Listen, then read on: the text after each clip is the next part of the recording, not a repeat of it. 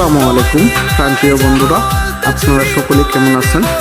আমি দিনাজপুর শহরে মাল করতে আসছিলাম, তো চিন্তা করলাম বড় মাঠে গিয়ে একটু বাদাম খাই আর বাণিজ্য মেলার কী খবর একটু খবরটা নেই।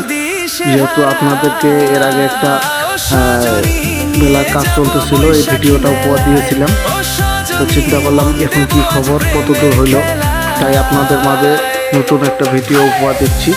তাই ভিডিওটি সবাই শেষ পর্যন্ত দেখবেন।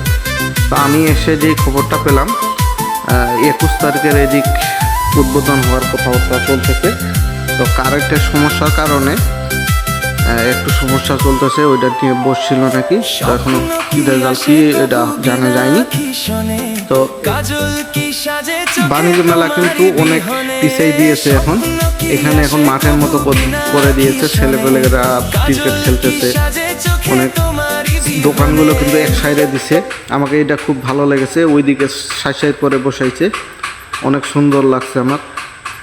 আর গেটের কাজটা এখন হচ্ছে, এই যে গেটের কাজটা করার কারণে এইদিকে দেখেন এই যে তাম্বু টাঙ্গে দিছে।